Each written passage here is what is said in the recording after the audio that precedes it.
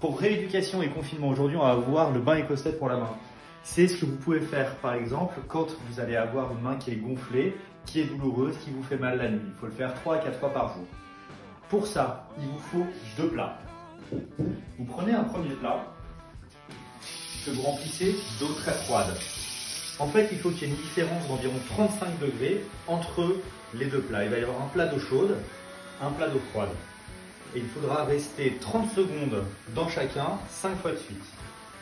Donc là, j'ai préparé mon plat d'eau froide et je le réserve au frais, le temps de préparer le plat d'eau chaude.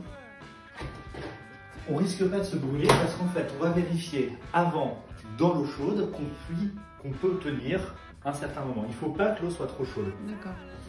35 degrés de différence, ça veut dire que dans une eau qui va être à une dizaine de degrés, l'autre doit être à une quarantaine de degrés. C'est chaud, mais ça ne brûle pas. D'accord. Voilà, donc là, je prépare l'eau chaude.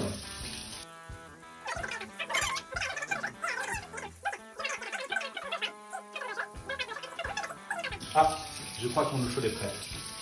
Et on peut le faire combien de fois par jour? 4 à 5 fois par jour. D'accord. Voilà. Je remplis mon eau chaude, je vérifie au fur et à mesure. C'est un peu chaud, hop, je mets plutôt sur eau froide. C'est chaud, mais ça ne brûle pas. Je vais aller récupérer mon eau froide que j'avais réservée au frigidaire. Si jamais elle n'est pas assez froide, suivant les goûts, on peut rajouter les glaçons. Voilà.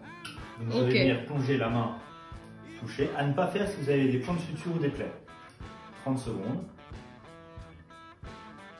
Puis 30 secondes dans l'eau chaude.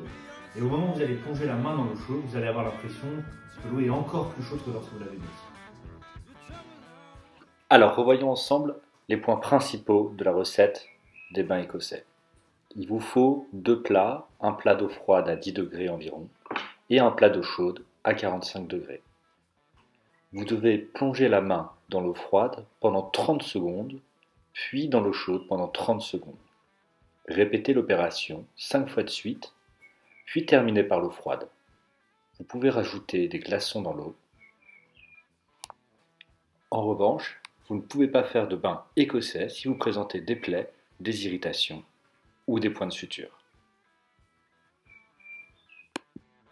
À demain pour un nouveau tuto.